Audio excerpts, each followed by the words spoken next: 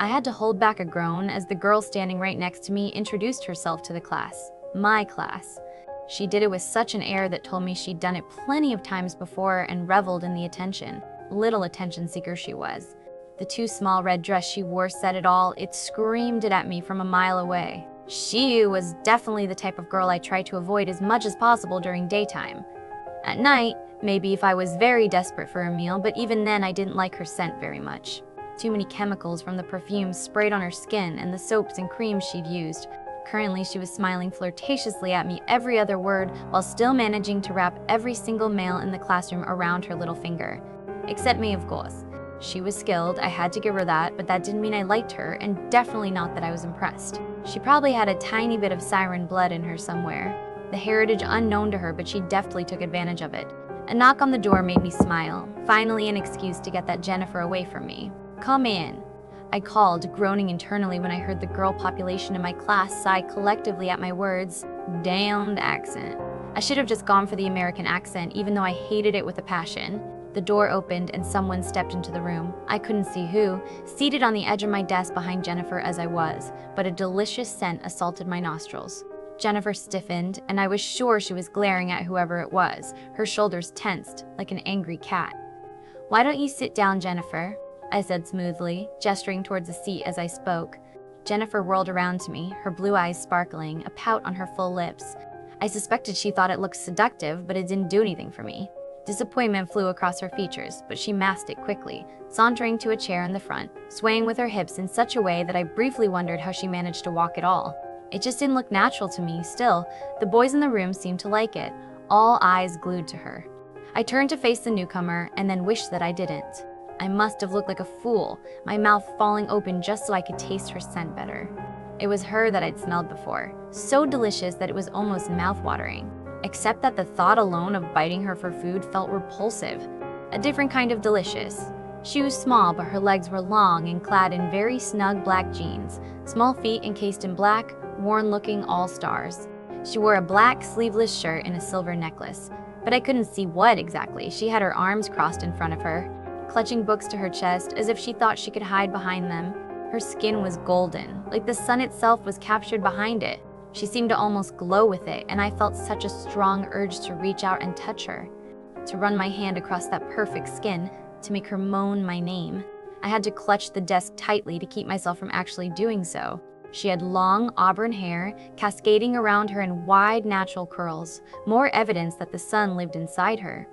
Her eyes were a golden brown color, and I realized that both summer and autumn were seasons that described how beautiful she looked. She had literally taken my breath away. I had to force myself to restart the unnecessary motion of breathing. I couldn't go around scaring the kids here. Her eyes were just so amazing that I felt like I would never be able to look away. The longer I looked, the more they seemed like endless pools of molten gold, shining with such allure, pulling me in and telling me they would never let me go.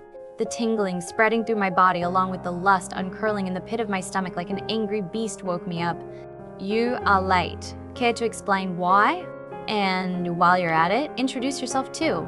I wanted to snap at her for making me lose my cool, but my voice came out husky and strained. I knew what it meant, and it scared me. I got lost. "I'm new here. My name's Brittany Baker." Her voice was like nothing I'd heard before, so melodic and sweet that it sent a shiver down my spine. I hope nobody saw that. She was uncomfortable with all the attention she was getting, I could tell, the way she glanced around at the classroom. The urge to alleviate her suffering was instant, but I still managed to sound sterner than before. "Have a seat, Brittany. Don't let it happen again." I nodded as I spoke the words, pleased with myself for sounding so collected now. Only then did her words sunk in. Brittany Baker. Oh no, she had the same last name as that Jennifer? They were siblings? Impossible. Brittany, such an old-fashioned name. It suited her in a way. It made her stand out from the rest of the girls these days. I knew I'd never call her Brittany if I didn't have to, though, my tongue already yearning to call her Britt or Brittany. She had walked to a seat in the back, right beside Sarah, and I recognized the mischievous look in my sister's eyes only too well. At her wink, one that told me she knew exactly what I'd been thinking when I first laid eyes on Brittany, I scrambled to a standing position and started class. I couldn't concentrate very well, not with that goddess sitting in the back, spreading that delicious scent. I couldn't understand how none of the other boys seemed affected by it. They still only had eyes for that, Jennifer. Mr. Clinton, can you explain me that assignment again? Asked Jennifer halfway through my class.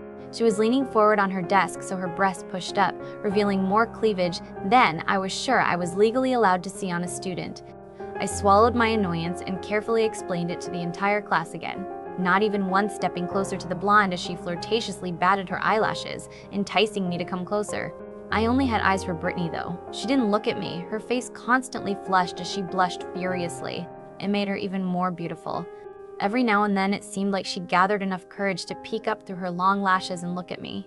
Every single time my eyes met those golden orbs of hers and I couldn't look away. I had never been so happy as I was today when I finally dismissed my class for the lunch break. Although it also made me sad because it meant that Angel would be leaving me too. She was one of the last to leave, and before I realized what I'd done, I grabbed her wrist. It made her freeze in her tracks. The shock of actually touching her skin was so intense it nearly had me staggering. It was a good thing the desk was at my back or I really would've. Lust slammed into me as if the floodgates had been opened. I was almost instantly hard and craving for her body, my eyes surely darkening to black. I knew I had to look away from her golden orbs, but it seemed an impossible task. My mouth felt parched. I wondered what her kiss would taste like. She was trembling, her eyes wide, her mouth slightly open to show me the tempting moistness inside. Oh damn, all 7 hells. Someone stop me before I really do kiss her right here on the spot. Mr. Clinton? Sarah's voice interrupted us just at that moment. Bless my sister. I let go off Brittany's wrist instantly, stepping back a little. Don't be late again. Next time we'll land you a detention. Oh, why did I say that? I sounded so harsh and gruff she was going to hate me for sure. Her eyes had widened further at my words, and I could tell she was shocked. I hurried to ease her mind. Don't worry, I'm sure you won't get lost a second time. I added a wink for good measure, to show her I wasn't all that serious. She nodded slowly, her mouth closing with a snap, as if she only now realized it had been open. It won't happen again, I promise, Mr. Clinton, she said with her melodic voice. Then she hurriedly sped from the room.